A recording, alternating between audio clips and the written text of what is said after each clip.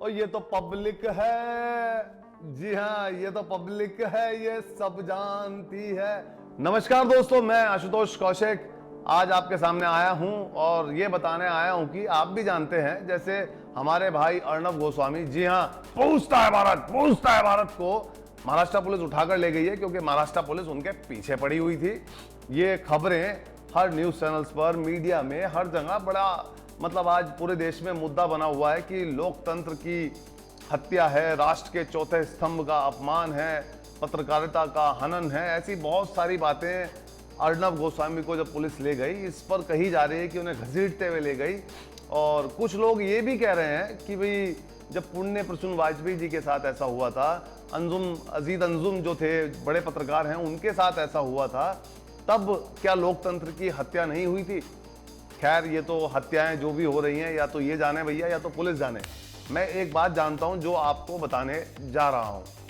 आपने एक कहानी सुनी होगी बचपन में कि एक टोपी वाले दद्दा थे जो अपनी टोपियां बेचने दूसरे शहर जाया करते थे और रास्ते में उनको थकान हो गई, ही वॉज सो टायर्ड, और इसलिए वो एक पेड़ के नीचे थोड़ी देर आराम करने लगे। उनकी आंख लग गई और आंख खुली तो बंदर उनकी जो टोपियां थी जो नीचे रखी थी उठाकर ऊपर पेड़ पर ले गए।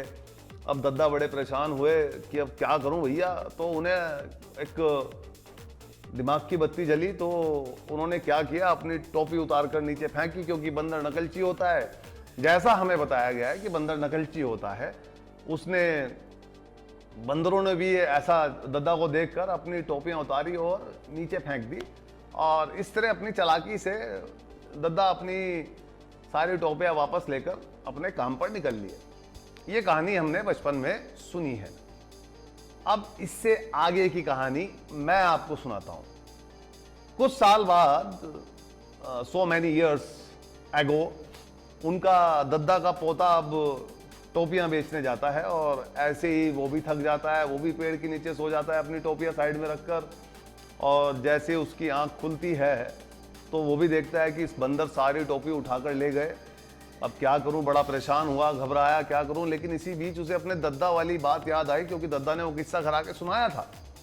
तो उसने कहा, भाई दद्दा ने भी ऐसी अपनी चालाकी से, सूझबूझ से अपनी सारी टोपियां वापस ले ली थी, तो मैं भी यही करता हूं। और उसने भी वैसा ही किया, उसने भी अपनी टोपी उतारी और फेंक दी। जैसे ही उसने अपनी टोपी फेंकी, ऊपर से एक बंदर आया, उसकी वो टोपी भी उठा के ले गया और एक लगाया थप्पड़ कि साले बेवकूफ समझ रखा है, दद्दा तेरे पास ही थे, हमारे भी दादा हमें बता के गए थे कि एक टोपी वाला आया था, साला हमारा सबका बना के गया था। तो दोस्तों, किसी को कम ना समझे, दद्दा सबके पास होते हैं।